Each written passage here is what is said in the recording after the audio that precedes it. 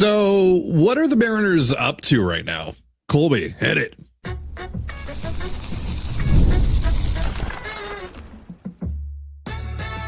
You are Locked On Mariners, your daily Seattle Mariners podcast. Part of the Locked On Podcast Network, your team every day. Ahoy, sailors. It's Wednesday, January 7th, 2026. You're listening to the Locked On Mariners podcast, part of the Locked On Podcast Network, now the #1 sports podcast network. My name is Titan Gonzalez, and I'm joined as always by my co-host Colby Patnode. We're two lifelong Mariners fans who've been covering the team for over half a decade, and today we're going to talk about, well, why there's nothing to talk about. What are the Mariners up to right now? Are they waiting for a shoe to drop in the market? Is it time for them to move on from the Brendan Donovan pursuit? And how close are we getting to where really no other significant moves becomes a real possibility for them? We'll cover all of that, but before we do, I want to shout out our title sponsor today, FanDuel. Before tip-off, check the FanDuel app and see what's dropping during NBA Happy Hour every Friday from 6 to 7:30 p.m. Eastern. All right, so I lied a little bit. There is something to talk about, Colby. We have news. The Seattle Mariners have made a huge minor league signing, bringing in Patrick Wisdom, who was in the KBO in 2025. He's back, though. If you remember, Patrick Wisdom was in camp with the Mariners in 2020 before the pandemic hit and everything got shut down. He played in 13 spring training games for the M's. I forget if he was in the camp, when everything reopened or not, but he never actually played in an official game for the Mariners or one of their minor league affiliates. Wound up going to the Cubs the year after. Actually hit 28 bombs that year, put up a 117 WRC plus. The problem is he also struck out 41% of the time that year. The year after that, he hit 25 bombs, put up a 106 WRC plus. He also struck out 34.3% of the time.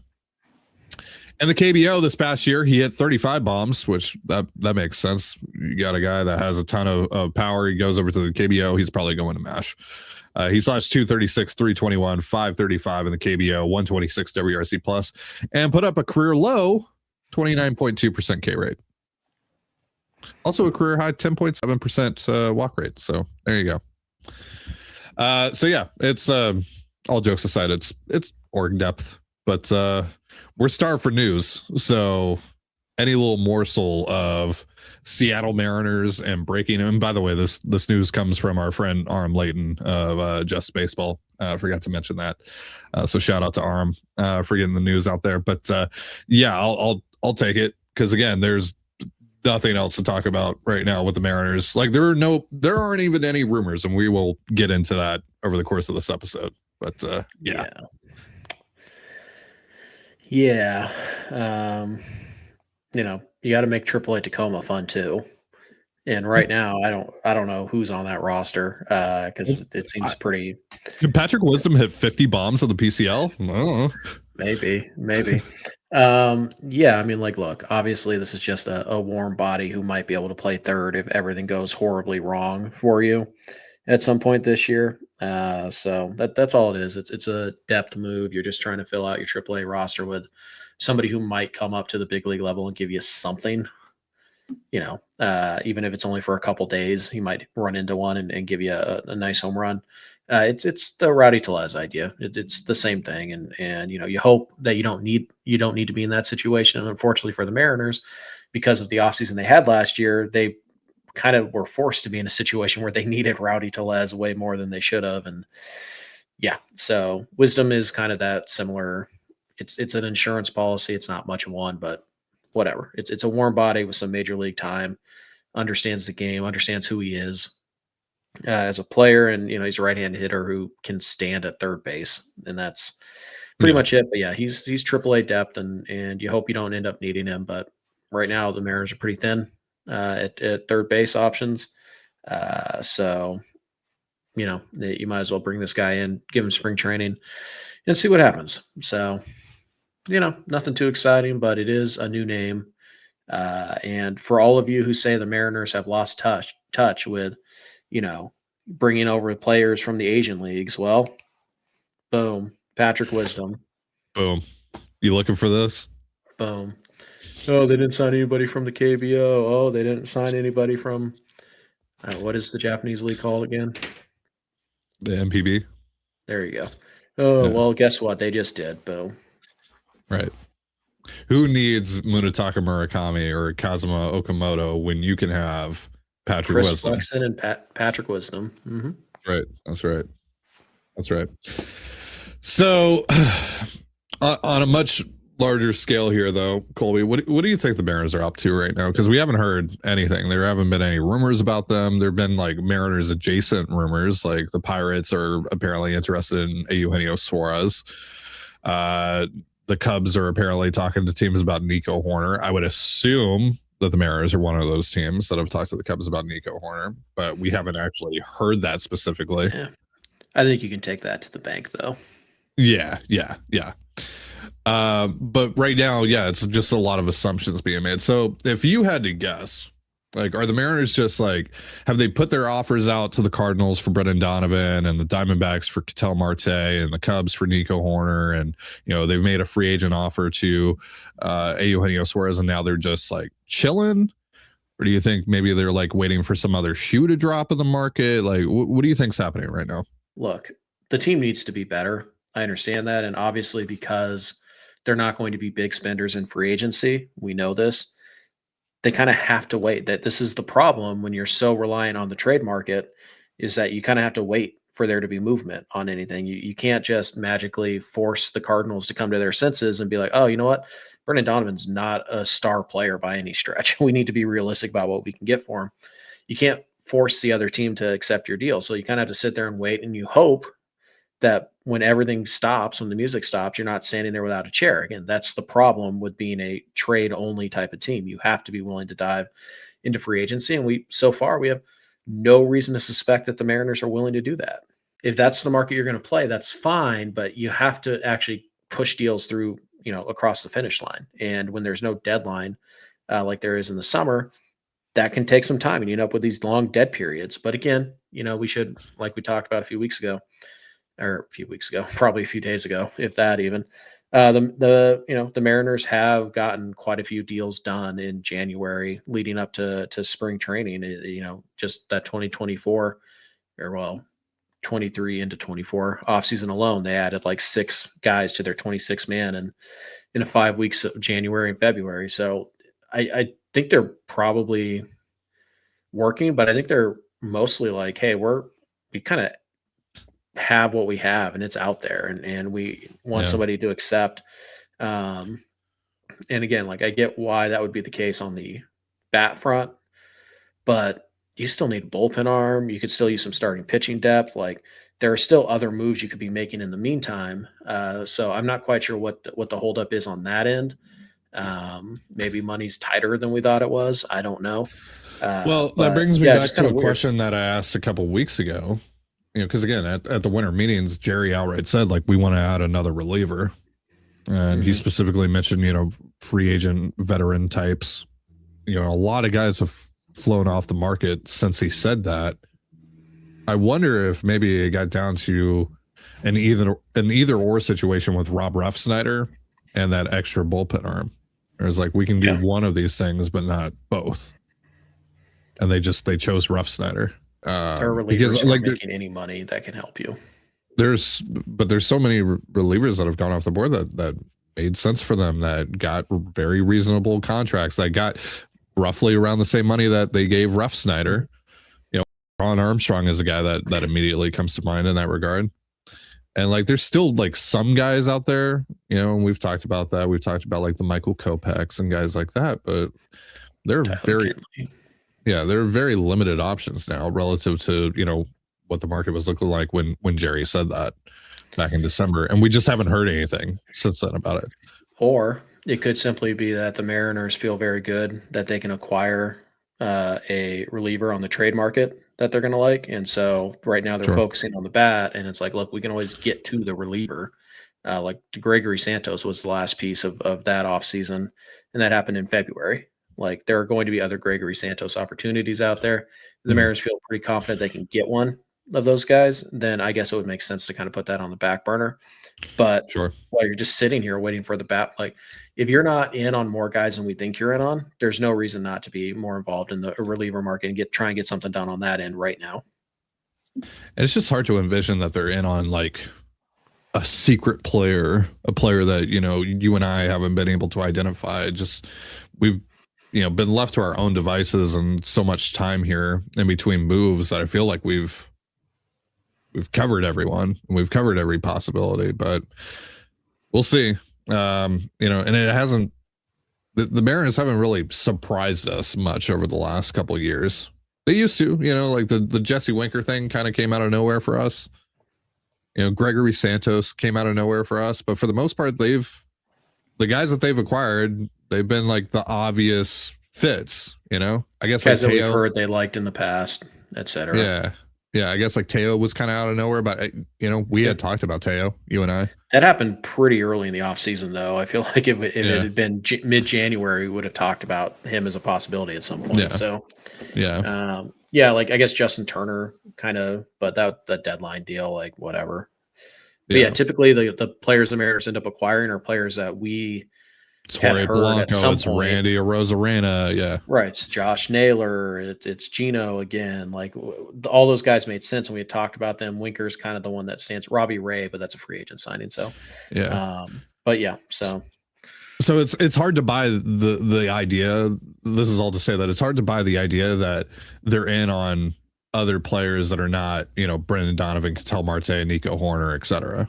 Right? Gino Suarez. Hopefully Jazz Chisholm. That would be cool.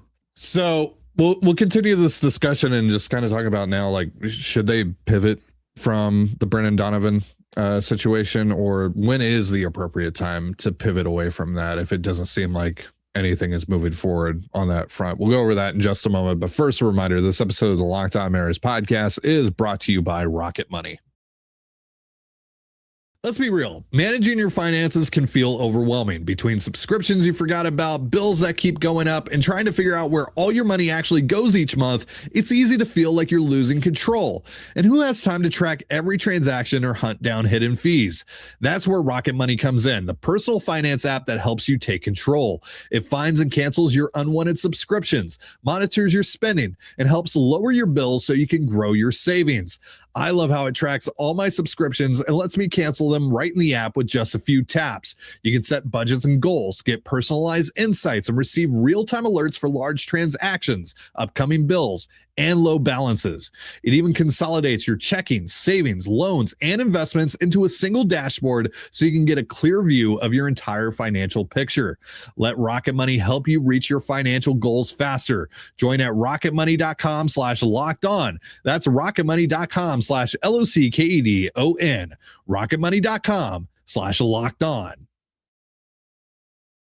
And you're listening to the Locked On Mariners podcast, part of the Locked On Podcast Network, your team every day. Thank you so much for making us your first listen for all things Mariners. And also thank you for making Locked On the #1 sports podcast network. You already live your team every day. Now take it up a level and go ad free. Join the Everydayer Club today and get Locked On Mariners with no interruptions, members only Discord access, and more, all for just $5 a month or $50 a year. Go to lockedonmariners.supercast.com or check the link in the show notes to learn more. So, Colby, when is the appropriate time for the Mariners to back out of waiting on Donovan, Marte, Horner, etc.? Because right now, to me, it just kind of feels like they've put their offers out on those guys, and now they're just kind of waiting. A little bit like what we talked about in the first segment. So, eventually you don't want to be left without a chair here. You don't want to be left with nothing to show for it, from, after, signing Refsnyder, right? So, sure. Like, at what point do you just go, like, this is a lost cause? Like, maybe we'll circle back later, but Chaim Bloom isn't moving off of his asking price. Like, I kind of feel like they already have, specifically about Donovan. I don't think the Mariners are waiting for Donovan to be decided before I think right now they probably going to be like, Donovan's not getting traded. So I think they moved on. I think right now they're focus is on Nico Horner. That would just be a hunch based on a lot of like not direct information, but a lot of like indirect information about how we know the Mariners feel about Nico and the consistent and now growing chatter that the Cubs will trade Nico. Now they're being linked to Bo Bichette all of a sudden. So like, I think that's probably something that is likely going to happen. And the Mariners are a team that can bid with just about anybody in terms of prospect capital to acquire Nico. And he's such a good fit. So I think they're kind of focused on that right now. But in general, when do you like pivot away from, just these guys? I guess my question would be, who do you pivot to if not one of these guys? Exactly. Right. Yeah. So like, what is the incentive to pivot away from these guys if you're pivoting into nothing? Yeah. So that was the second question that I was going to ask you. Like, are the fallback options that are still remaining, are they actually worth moving on from these guys for? Like, can you live with just essentially standing pat at the end of this? Like, say some of those fallback options go off the board by the time that you finally decide, okay, Donovan's not happening, Horner's not happening, Marte's not happening, whatever, Gino's not happening. Because really, it's like, basically my question here is like, if you're not willing to wait on Gino's market to get to a point that you're more comfortable with, are you willing to just go sign Rhys Hoskins now? I don't think so. If it is like, and again, Hoskins is just kind of a placeholder. It's that type of player. Yeah. I don't think so, because that type of player is so limited in how they can help you that I think it's worth risking, that look, if we stay in this game so long that we miss on the Rhys Hoskins types, there's probably one or two other guys like that we can still go get via trade that we haven't talked about, or we can still go sign, in free agency. I don't think that missing out on those type of players is enough of a threat for me to move off of these guys right now. Maybe in a couple weeks, as we, get really close to pitchers and catchers right around February 1st. At some point, you just got to get what you can get, and then you kind of try and backfill and figure it out afterwards. But right now, I don't have really any incentive to pivot off, because the pivot off of these players that we've talked about, that, to pivot to players that we can actually envision the Mariners signing, I just don't think there's enough upside there. Like, if we were talking about pivot off of Brendan Donovan and just go sign Bo Bichette, then like, fine, yeah, do that. But the Mariners aren't going to be in on the Bo Bichette market. We know that. So it's just kind of one of those things where it's like, what are you pivoting to? Like, what is is the pivot Yandy Diaz? Okay. Yeah.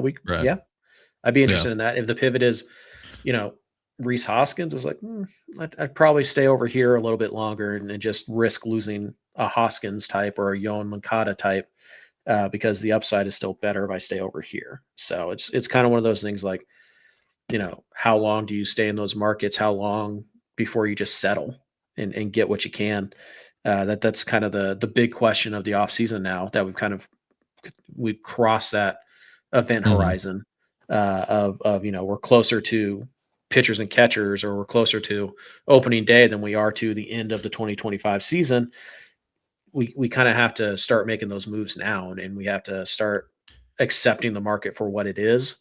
And we can hope that there is that late, market change or whatever, but that's risky. That's a risky game to play. So it is kind of a weird situation that the Mariners are in. And it's an avenue that they've been in before, and they failed before, to read that correctly. So, fingers crossed they learned the lesson there, but I don't know exactly when it is time to like get out and just like scramble for the scraps and get what you can. I'm not quite sure when that is. That's above my pay grade. Yeah. Yeah. We'll talk a little bit more about that in the third segment, but real quick, Galaxy brain time, right? No. It was reported this morning. Too bad. I'm doing it. It was reported this morning that the Cubs are getting close to acquiring Edward Cabrera from the Marlins. Even Ken Rosenthal has corroborated this report now. So it seems like that's happening, but it hasn't been official, or it hasn't been, made official yet. What if the Mariners are involved in this? somehow, some way. Owen Casey's name has been thrown around in the deal. Sounds likely he's in this deal. Yeah, but probably not going to take just Owen Casey to get Edward Cabrera from the Marlins. No. So now the Cubs have other nice prospects, Jackson Wiggins, Kevin Alcantara, Jefferson Rojas, etc. There's quite a few guys that the Marlins could very well be interested in here for Cabrera. Jonathan Long, but but what if, because there was this report about Bo Bichette that like kind of coincided with Crow Armstrong to the Mariners. We get it, Ty. Right, of course. But he's not a righty. So do you even want him? What if the Cubs use Nico Horner to cut down on some of the prospect costs, get the Mariners to send Senja, Angelo Senja, Las Montes, whatever, to Miami? Yep. And the Mariners get Nico Horner. I can see it. So but it feels like at this point, if it was a 3-team trade, we'd probably know about it by now. But maybe not. Yeah. I mean, we heard that this deal was being finalized almost 2 hours ago as we're recording this. Yeah. By the time you guys are listening to this, it might be finalized, and this could all be like hearsay and just speculation. But I mean, let me speculation. Sure. Whatever you say, Walter. So like, yeah, it's possible. I mean, one thing that we've talked about briefly a few weeks ago, I don't even know if it made the show or not, is that like, Jerry's never made a true 3-team trade with the Mariners. Yeah, he's made pseudo 3-team deals, but but he's never actually done and so it's kind of the only like thing he hasn't done, the only type of trade he hasn't done. He's done minor leaguers for minor leaguers, major leaguer for major leaguer. He's done the typical buy sell trades. Hasn't really done a 3-team trade, not technically. So maybe they cross that off the list, and it does make some sense if you're the Cubs and you're like, we're getting this young pitcher, but we're giving up Casey and Long and blah blah blah. This is a little tight. Okay, well, we'll give you Senja and Ty Pete or whatever for Nico and or maybe you end up sending Senja to the Marlins, and that allows the Cubs to keep Long or whatever, and as in exchange for that, they give you Nico or something like that. So yeah, that seems pretty plausible. It just, at this stage, we probably would have there may be a third team involved, blah, blah, blah. Mm-hmm. But again, it's been 2 hours now as we're recording this, since we've kind of almost 2.5 hours. Yeah. And we haven't heard any update other than like, Owen Casey's probably in the deal. And that's mostly because the Marlins liked him over the summer. It hasn't even been like confirmed that yes, Casey's in this deal. It's just like, well, the Marlins really liked him in the summer, so it makes sense that he would headline this package. So we'll see where it goes. Again, as you guys are listening to this, you probably know how it went, but sure, I think that's a possibility. All right, so you talked about how like there aren't that many fallback options. Like, who even are the fallback options from the Donovans and the Genos of the world? So how close are we to the Mariners standing pat the rest of the way this offseason? How close are we to that being an actual reality? We'll talk about that in just a moment. But first, a reminder, this episode of the Locked On Mariners podcast is brought to you by FanDuel. Fridays already feel different during basketball season, and FanDuel is making them even better. Every Friday night before the games tip off, FanDuel gives fans a new way to kick off the weekend with NBA Happy Hour. NBA Happy Hour is your official pregame, a limited time window where special offers drop right inside the FanDuel app before the action starts. Fridays from 6 to 7:30 Eastern have become appointment viewing with NBA Happy Hour. Opening the FanDuel app during Happy Hour always brings something new. Boosts, bonuses, and surprises. It's easy to check the weekly special before tip-off and make a move before the window closes. The timing is perfect, right before the games, right before the weekend starts. It adds extra energy to Friday night basketball without overthinking it. So before tip-off, check the FanDuel app and see what's dropping during NBA Happy Hour. Every Friday from 6 to 7:30 p.m. Eastern. A little basketball, a little action, and a whole lot of Friday energy. That's NBA Happy Hour only on FanDuel, the official sportsbook partner of the NBA. And you're listening to the Locked On Mariners podcast, part of the Locked On Podcast Network, your team every day. As always, if you want to hear from me and Colby even more and help support the show, we have a Patreon. It's called Control the Zone. And on there, we talk Mariners, we talk Seahawks, we talk all that good stuff. For more information, go to patreon.com/Control the Zone. Link in the description of this episode. So, as we talked about in segment 2, Colby, yeah, there's Brendan Donovan, there's Nico Hoerner, there's Ketel Marte, there's Gino Suarez. But after those 4 guys, who's left? Who actually makes sense for the Mariners? So I want to know, like, how many players away are we from the Mariners just like standing pat this offseason? The rest of the way. Obviously, they've done stuff this offseason, but they don't really do anything of significance post Refsnyder. I mean, again, kind of what is significant, blah, blah, blah. Yeah, I think after those handful of guys you just named, I think you'd be in like the red zone of that being like it for the Mariners in the offseason, especially on the offensive side. Like they could always add relievers later. Blah, blah, blah. But yeah, when I say significant, just to be clear, I'm talking about everyday bat. Yeah, that might be it. Again, there's just not really anything in the free agent market that the Mariners would actually be in play for. Like, again, should they be in play for Kyle Tucker and Bo Bichette and Cody? But yes. Especially if those guys' markets fall apart. Yes. Yeah. Bregman, like, yeah, of course they should. Will they be? No, we know they won't. Like, there's no reason to even pretend that they will be. So unless there's some kind of Robinson Cano level surprise for us waiting on the Bo Bichette market or whatever. Yeah, it really is those 4 or 5 guys. And then after that, it's like maybe a Yandy Diaz, but the Rays have been incredibly resistant to trading him.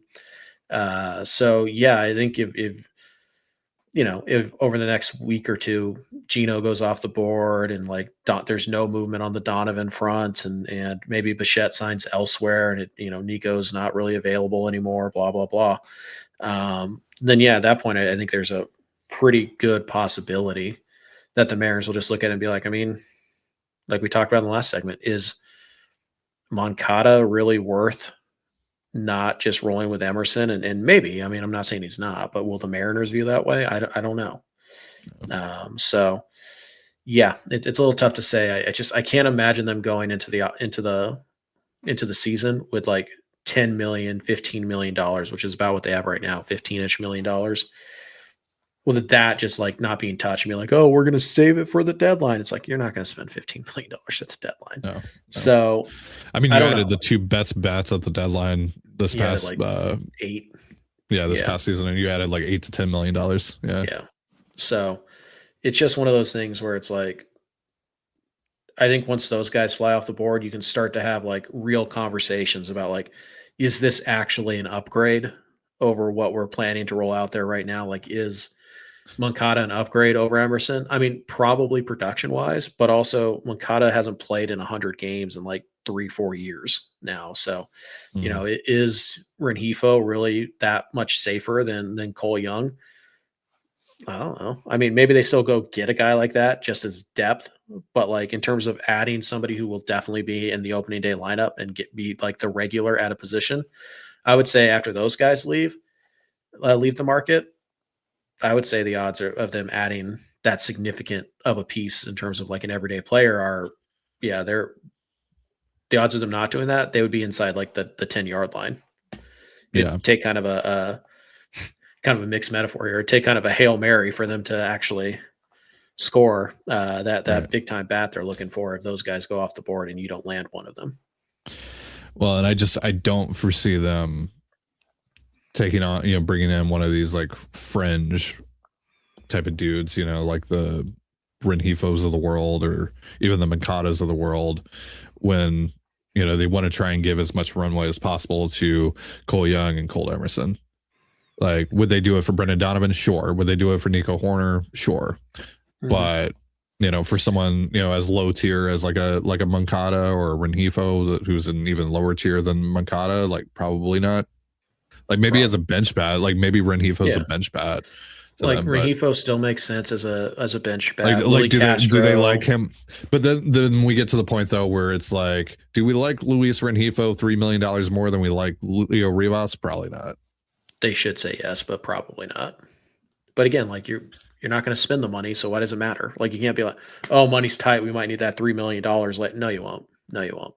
So yeah, it's again, even if they don't land one of these guys, I could still see them landing, a Willi Castro, a Rengifo, maybe a Moncada type like that. And could those guys end up being significant additions?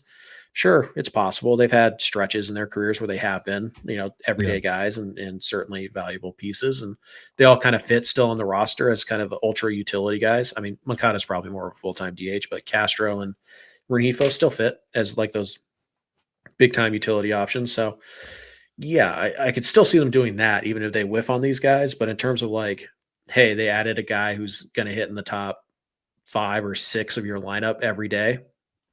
These are pretty much it as far as I can tell. Well, and then also like, it's not just blocking Emerson or Young or Williamson or whatever, right? It's also like, what if you add, a first base DH type? And then at that point, you're breaking up, the Refsnyder Canzone platoon, which now is going to affect the Raley Robles platoon, which means that you're probably going to have to move on from one of those guys. Are you going to do that for the sake of adding a Rhys Hoskins? I can't see them doing that. Maybe, but yeah, I mean, like you can make the argument that they should, but like, sure, I don't think that's they a would. different discussion. But like, yeah, is there really any reason to believe that Rhys Hoskins is better than Luke Raley? No, not really. So yeah, it is kind of weird, but we'll see. I like Luke Raley fine. I don't love Canzone being the primary DH, but at this stage, like you said, who else is there that I like more than Dom Canzone? If it's not Gino or one of those guys, tough to say. All right, so we're gonna wrap up by playing a little bit of a game here. It's like this or that. Would you rather? Whatever you want to call it. I'm gonna give you 2 players. You're gonna tell me which one you would rather have, and we're gonna work our way up the ladder. All right. Okay. So starting with Luis Rengifo or Willi Castro.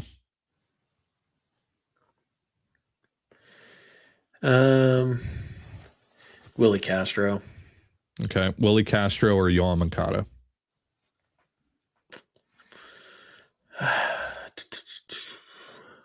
I still believe Willi Castro. Okay. Willi Castro or Luis Arraez. Willi Castro. Willi Castro or Rhys Hoskins. I think versatility alone, I'm still going to go with Castro. Okay. Willi Castro or Miguel Andujar.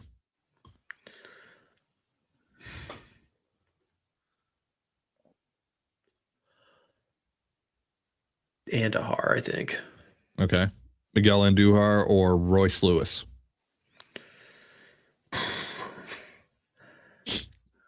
think I'm taking the shot on Royce Lewis. Okay. Royce Lewis or Zach McKinstry. It's a good one.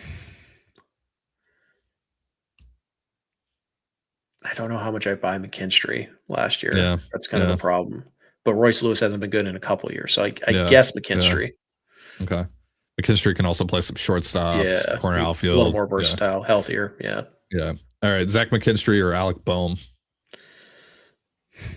Probably McKinstry. Okay. All right. These are all toss-ups. This is a good chain tie. Good job. Yeah. All right. Zach McKinstry or Gino Suarez. Gino. Okay. Gino Suarez or Yandy Diaz. Yandy. Okay. Yandy or Jake Cronenworth. Yandy. Okay. Yandy or Brendan Donovan. Yandy. I mean, I think if you're taking Yandy over Jake Cronenworth, you need to take Yandy over Brendan Donovan. Yeah. Yeah. Because like at that point, it's a right-handed hitter who's a significantly better hitter than Donovan. Yeah. So like, yeah, I'd take the offensive security over the potential versatility. They both have 2 years left. So yeah, I'm taking Yandy. Okay. Yandy or Jazz Chisholm. Jazz. Okay, Jazz or Ketel Marte?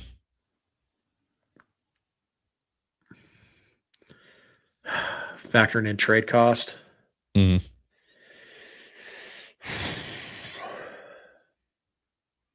I think I probably still have to go Ketel. I don't know. Mm. It's just like, would I rather have Jazz and Bryce Miller or Ketel Marte? You know, Right. Would I rather have Bryce and Jazz or like Ketel Marte and I don't know, Ryan Sloan or whatever it is? Sure. Probably still Marte, but that's close. All right, last one. Ketel Marte or Nico Horner? Nico. All right. Just Nico factoring Horner. in trade cost. Yeah. All right. Obviously, Marte's the better bat. But Mm. when you factor in base running and defense, Horner is not too far behind in terms of overall value, and he's going to cost a little bit less, I think. Yeah, I mean, like Ketel is often referred to as the best second baseman in baseball, but do you think Nico is better because of the other stuff that he brings to the table? This is where things get like people look at Nico. Oh, he doesn't even slug 400. It's like, yeah, but he's got a 350 on base. He steals bags, and he's an elite defender at shortstop and second base. Right. So, and again, it's a 1-year deal, which might actually help you in terms of like, hey, he's not a long-term threat. I think that Nico is in the same tier of player as Ketel Marte, even though Marte is a significantly more valuable bat. That's how good the base running and the glove of Nico Horner are. So yeah, I don't think it's Marte stands alone as the best second baseman in baseball. I think you have to throw it's Marte and Nico. And then maybe even Jazz like is right there pretty close too. So I don't think that Marte is significantly better because you do have to factor in defense. Marte's not great. You do have to factor in base running. Yeah, he's fine, but he's not. Jazz is probably the most balanced of the three. I think so. You get some pop, you get some speed, you get good defense. I think Jazz is the most balanced of the three. But I think Nico, like I said, I think you pick any of the three and it'd be like, this is the best second baseman in baseball. I'd be like, okay, I could buy that. Yeah. All right. That is going to do it for our show. Thank you so much for joining us here on the Locked On Mariners podcast, part of the Locked On Podcast Network, your team every day. And once again, if you never miss an episode, it's time to make it official. Join the Locked On Everydayer Club and get ad-free audio, access to our members-only Discord, and more, all built for our most loyal fans. For Colby Patnode, I'm Titan Gonzalez. Be sure to give us a follow on Twitter at @LO_Mariners. You can follow me at Titan Gonzalez and Colby at CPAT11. That's CPAT11. We're also on Blue Sky. You can follow me at TDG, Colby at MLB Colby, and the show at Locked On Mariners. You can also find us on Instagram at Locked On Mariners. Have yourself a beautiful baseball day, and we'll see you next time. Peace.